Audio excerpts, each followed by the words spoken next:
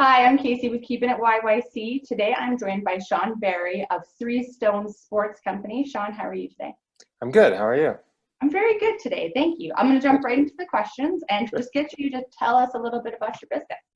Yeah. My business partner Robin and I, kind of in late 2019, kind of into January, we started, looking at areas that we felt needed help.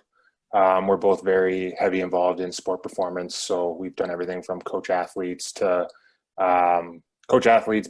We were athletes for sure. I'm the president of a baseball organization. He's on the board of another sports organization. So we kind of had this unique knowledge of all different sides and levels of sport.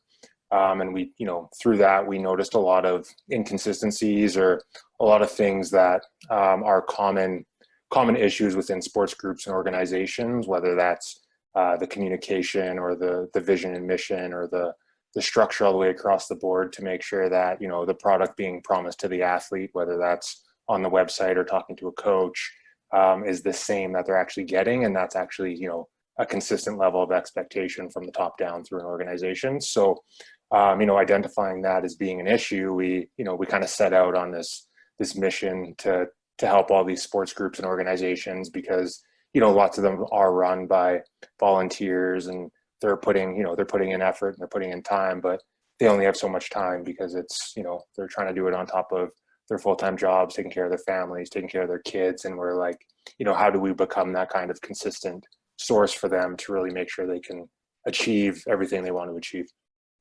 So really just helping these programs structure from the top to the bottom.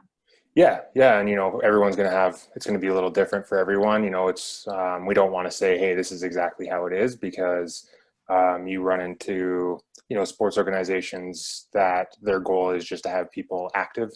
But then you run into other ones where they want to send kids to the WHL or NCAA and go all the way through. So it's very, very customized based on them. And, it's been a unique experience kind of reaching out to a variety of organizations at all levels and even adult sport and, with the long-term dream of doing this with some professional teams as well.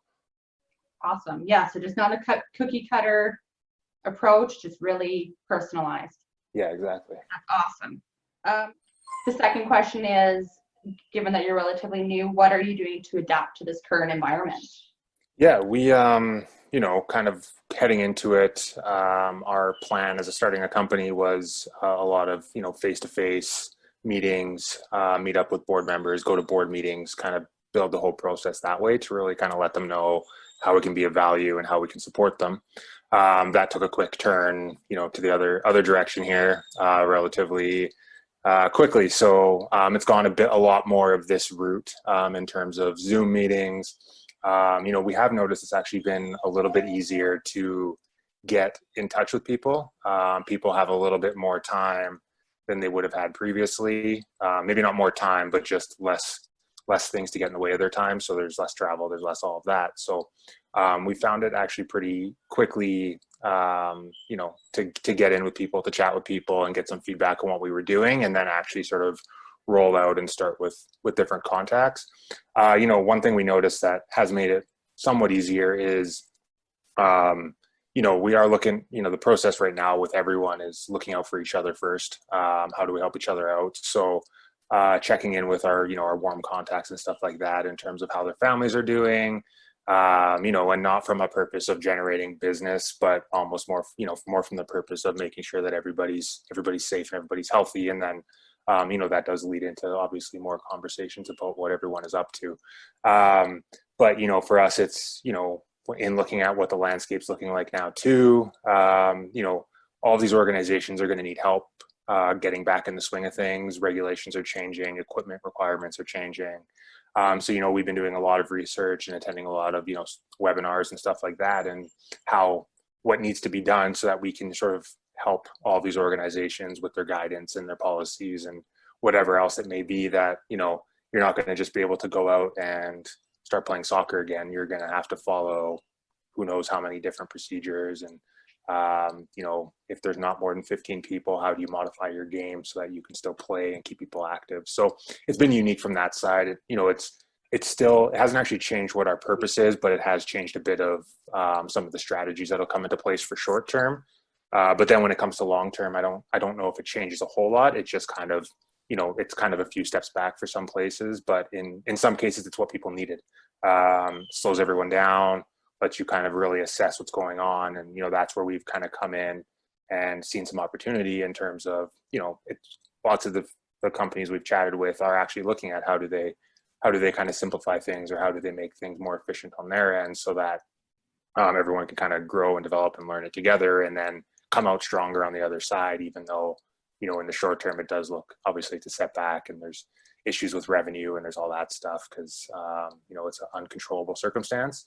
But, it's how do you make the most out of it and come out the other side? And that's what that's what we've adapted with a little bit, but, the main core values of what we're doing hasn't changed. Yeah. Just kind of preparing yourself for a much different world when this is. Yeah, exactly. Yeah. Well, that's good. You'll be like the expert on that. That's the plan. So the third question is, what can people do right now to support their local businesses?